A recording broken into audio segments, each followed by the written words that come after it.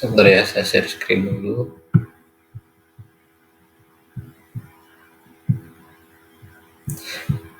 Ya, ini udah kelihatan ya teman-teman ya.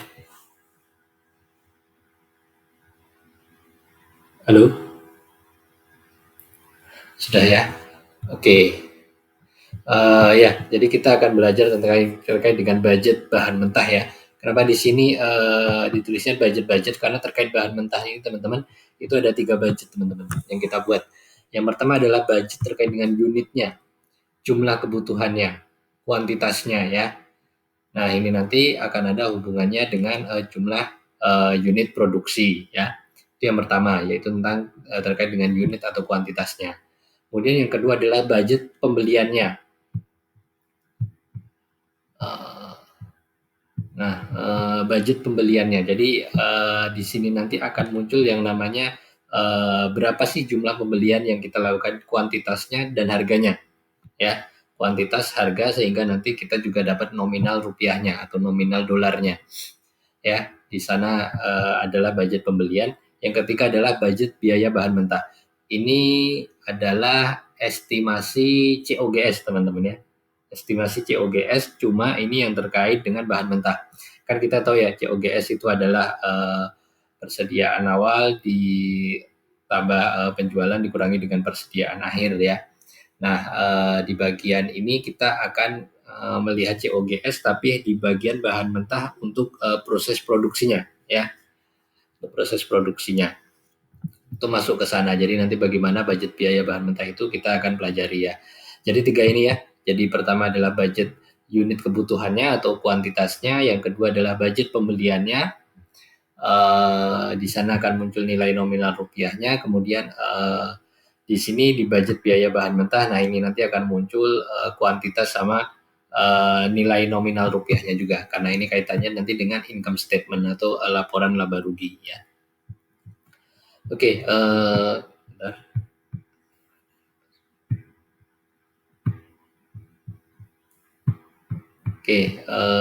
nah ini yang pertama adalah unitnya teman-teman ya. Jadi budget unit kebutuhan bahan mentah ialah budget yang merencanakan secara terperinci tentang jumlah unit bahan mentah yang diperlukan. Ya, jumlah unit bahan mentah yang diperlukan untuk proses produksi selama periode tertentu di masa yang akan datang ya. Itu pengertiannya. Kemudian kegunaannya ya secara umum kemarin ya, pedoman kerja, alat koordinasi, kemudian alat pengawasan. Ini pasti ada di semua budget.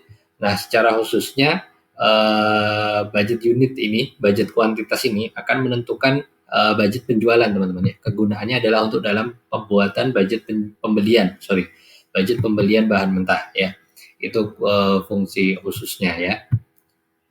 Nah, faktor-faktor yang mempengaruhinya adalah unit produksi. Jadi berapa barang yang akan kita produksi, yang pertemuan kemarin kita pelajari. Kemudian yang kedua adalah standar pemakaian bahan. Ya. Jadi contohnya gini teman-teman ya, ingin memproduksi sepatu misalnya ya, standarnya adalah bahwa satu sepatu itu akan menghabiskan 1 meter 1 meter kubik gitu misalnya ya, 1 meter kubik kulit gitu misalnya ya, itu adalah standar ya pemakaiannya. Jadi bahwa nanti di setiap satu unit sepatu maka dibutuhkannya adalah 1 meter kubik kulit gitu ya misalnya. Jadi standar ini biasanya sudah ada di dalam perusahaan, asalnya adalah mereka biasanya dari historis mereka sendiri ya. Jadi selama seberapa tahun ini mereka melihat nih, oh ternyata untuk produksi produk A maka saya membutuhkan 2 kilogram bahan X gitu. Itu misalnya, itu sudah ada dari perusahaan dan biasanya mereka dapat angka itu dari historical mereka ya. Oke, itu 2 hal yang akan mempengaruhi budget unit kebutuhan bahan mentah ini. Kemudian data atau informasi untuk menyusun budget ini adalah pertama adalah data produksi ya, rencana produksi yang minggu lalu kita sudah pelajari ya. Kemudian yang kedua adalah data standar pemakaian ya, seperti yang tadi ya. Biasanya perusahaan sudah ada standar pemakaian untuk masing-masing bahan baku itu berapa, biasanya sudah di sana. Hmm.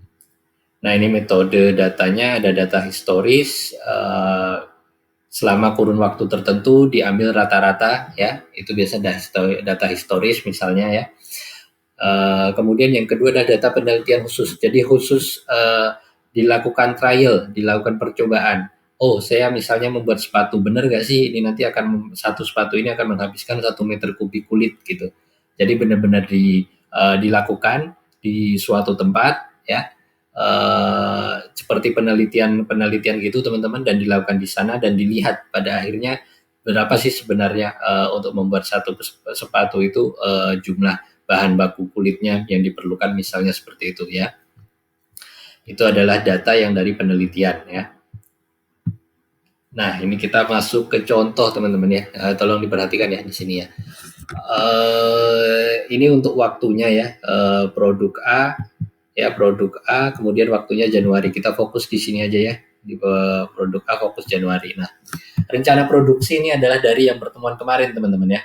Jadi perusahaan GM ini budget produksinya adalah di bulan Januari dia ingin memproduksi 500 produk A ya, ingin menghasilkan produk A sebanyak 500. Nah, kemudian bahan baku yang dibutuhkan adalah bahan C, B, dan bahan C ya, bahan B dan bahan C. Nah, kemudian ini SP ini adalah standar pemakaian teman-teman ya. Nah, standar pemakaian ini given atau sudah diberikan biasanya dari perusahaan bahwa untuk 1 unit produk A, maka itu butuh 2 unit dari bahan B. Untuk bahan C, untuk setiap unit produk A itu membutuhkan 3 unit bahan C. Ya. Nah, kemudian maka kita akan mencari berapa nih kebutuhan unit bahan B dan bahan C. Nah, jadi rumusnya gampang ya teman-teman ya. Jadi tinggal rencana produksinya dikalikan dengan standar pemakaian. 500 kalikan 2, maka untuk bahan B ini dibutuhkan 1000 unit. Ya.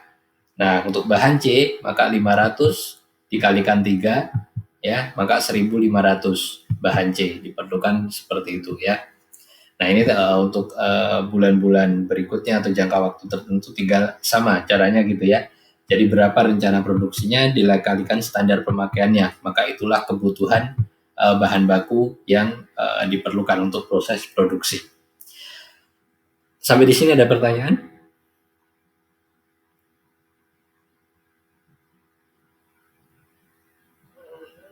Oke, saya lanjut ya. Oke, kita sudah dapat angka kebutuhannya ya, unit kebutuhannya kita sudah dapat.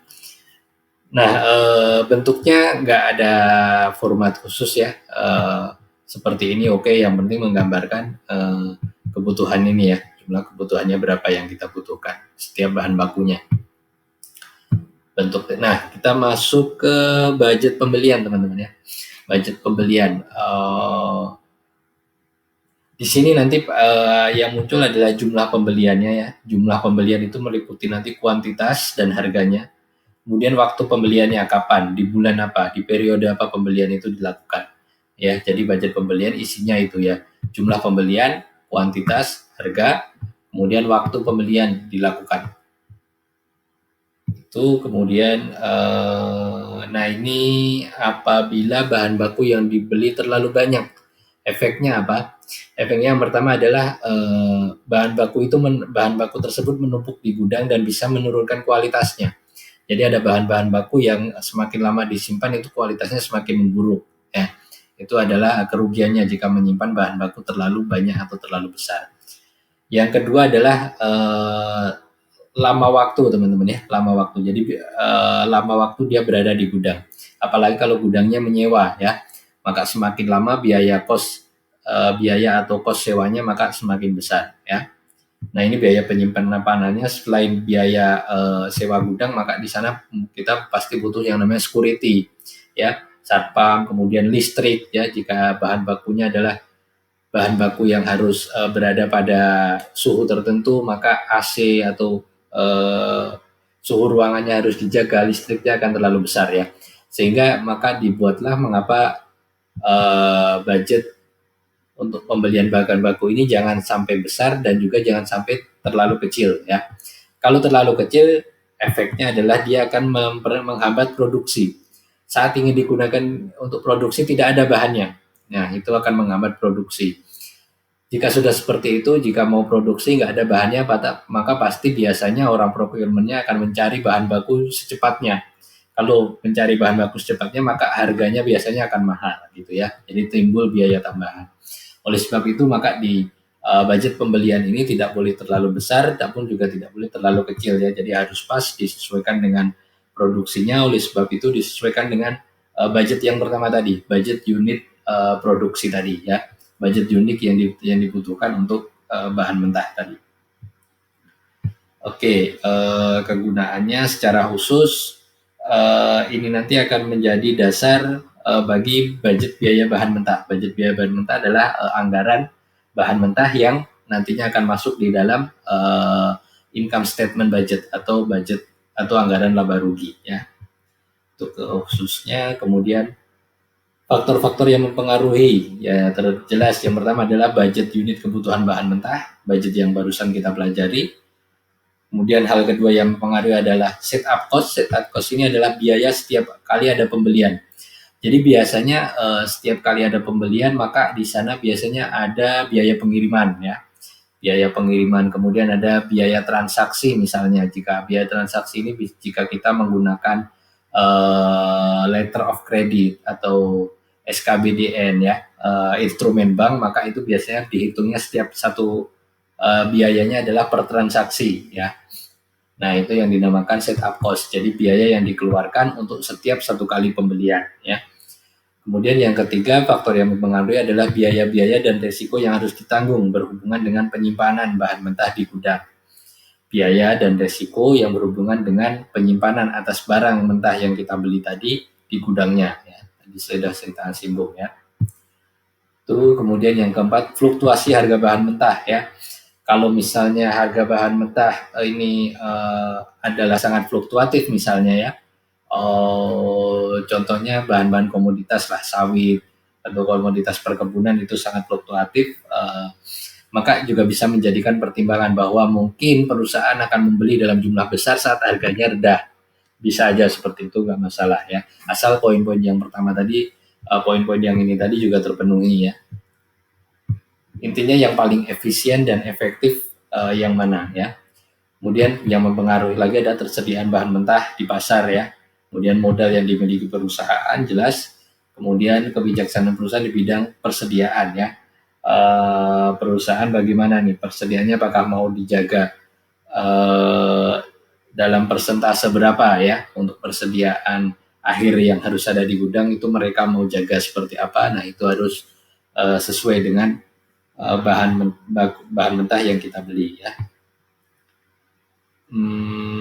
Ini kebijaksanaan ya, mostly sama ya, fluktuasi harga, fasilitas tempat penyimpanan bagaimana, resiko yang timbul saat penyimpanan apa aja, biaya yang timbul saat penyimpanan apa aja, ini sama ya. Faktor dan kebijaksanaan di bidang persediaan bahan baku itu biasanya sama isinya. Tingkat perputaran persediaan ya, berapa lama persediaan itu yang setelah kita beli, maka berapa hari dia akan masuk ke dalam produksi ya. Lead time ini juga ya, lead time itu berapa harinya, tapi kalau turnovernya maka 360 dibagi berapa harinya tadi ya, berapa hari antara dia masuk ke gudang kita sampai dia ke proses produksi. Misalnya 10 hari, maka inventory turnovernya adalah 360 bagi 10. 36 kali kita beli bahan baku. Kalau lead time adalah yang 10 hari tadi. Jadi per dia masuk di gudang tanggal 1, dia digunakan untuk produksi di tanggal 10 gitu. Maka lead time-nya adalah 10. Oke, itu kemudian bentuknya. Nah, kalau bentuknya bebas ya, bisa menggunakan apa aja. Kita masuk ke contoh ya teman-teman. Masuk ke contoh terkait dengan budget pembelian bahan mentah. Nah, bahan A kita tadi udah dapat ya. Di sini kita dapat angka 1000 ya. Bahan A di bulan Januari butuhnya adalah 1000 ya. Oke. Nah, ini dibawa ke sini teman-teman ya. Dibawa ke kolom ini ya. Kebutuhan bahan untuk produksi. Bahan A dalam unit ya. Jadi ini bahan B ya, sorry, bahan B tadi di bulan Januari yang kita butuhkan adalah 1.000. Nah, kemudian persediaan akhir. Nah, kolom ini teman-teman ya, kolom persediaan akhir dan persediaan awal ini adalah yang tadi teman-teman ya, yang ditentukan perusahaan ya. Jadi kebijakan inventory perusahaan ini ya. Nah, ini perusahaannya kalau kita lihat dari sini pengen inventornya dibikin mengambang nih ya. Jadi antara persediaan akhirnya setiap bulan beda, persediaan awalnya setiap bulan juga beda ya. Tapi angka ini adalah angka given ya, atau given itu biasa kalau mengerjakan soal ini angka ini akan diberikan di soal. Kalau nanti dalam praktiknya angka ini akan di-provide oleh departemen produksi perusahaan ya, berapa yang pengen disimpan ya.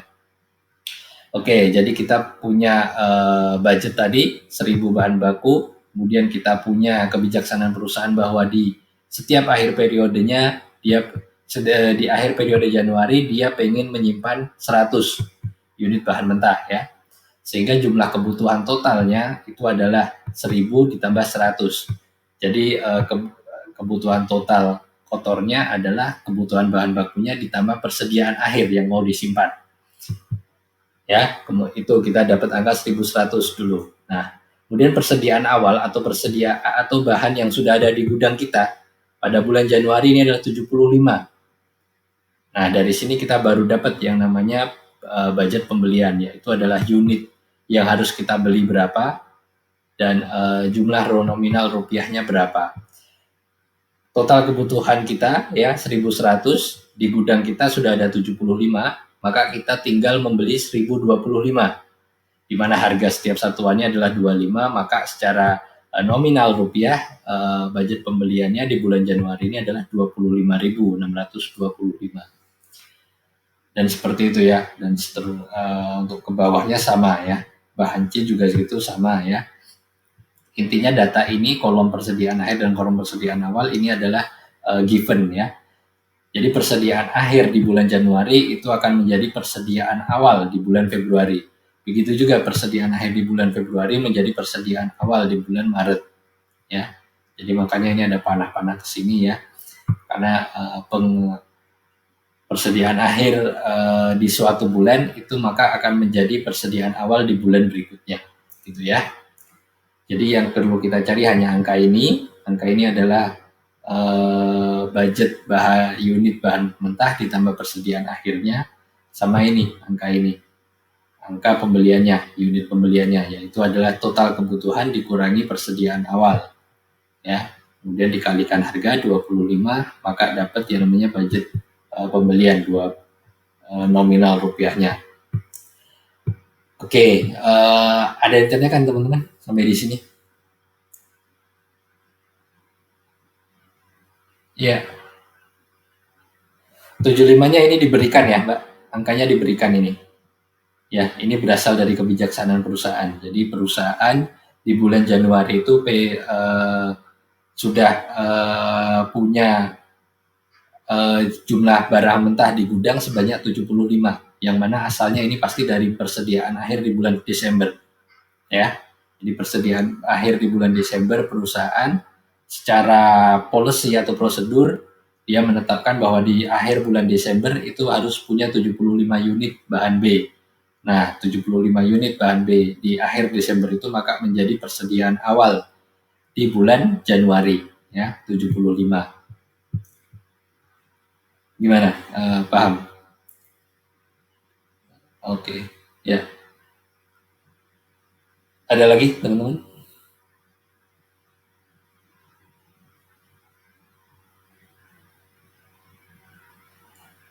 Ya, mungkin itu ya nanti dipelajari lagi ya caranya ya. Ini dapatnya adalah dari slide yang budget unit produksi tadi ya. Bagian sini ya, 1.000. Bahan C itu Januari 1.500. Nah, ini bahan C 1.500. Data ini, persediaan ini adalah given atau diberikan di soal atau diberikan sesuai dengan kebijakan perusahaan. Jadi teman-teman nggak perlu cari data ini ya. Tapi kalau sudah misalnya yang diketahui adalah kita disuruh mencari persediaan awal Februari. Ada data persediaan akhir Januari, maka persediaan awal Februari ini asalnya adalah dari persediaan akhir di Januari gitu ya. Nah, setelah angka ini dapat, di mana total kebutuhannya dapat, dikurangi persediaan awal, maka jadilah budget unit pembelian, budget unit yang harus kita beli. Ya, dikalikan dengan harga, maka dapatlah budget pembeliannya dalam nominal rupiah. Oke, itu ya. Saya lanjut. Kemudian yang terakhir adalah budget biaya bahan mentah. Budget ini adalah yang merinci tentang biaya bahan mentah untuk produksi yang nantinya angkanya itu akan masuk ke dalam income statement teman-teman ya. Sorry, nggak ada contohnya ya. Oke, budget bahan mentah ya. Nah ini budget biaya bahan mentah ini berguna sebagai dasar penyusunan budget harga pokok penjualan ya. Jadi di minggu depan kita akan belajar harga pokok penjualan. Nah, asalnya dari sini teman-teman ya, biaya bahan mentah ini ya, bersama-sama dengan budget upah tenaga kerja dan budget biaya pabrik tidak langsung. Ini contohnya, saya buka ini Excel ya.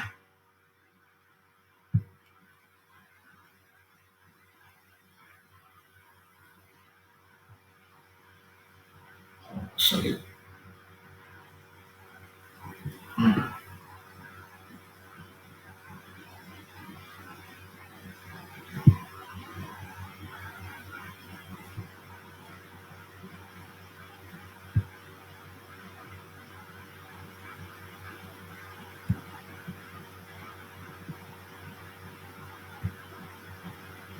Ya, sebentar ya, saya berikan contoh ya untuk budget biaya bahan mentah ini.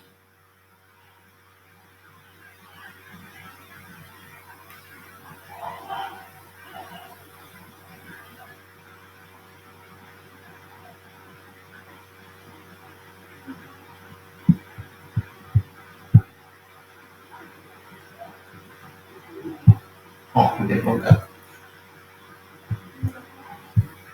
Oke. Sorry ya teman-teman ya, sebentar ya. Saya stop share dulu karena agak lemot ini.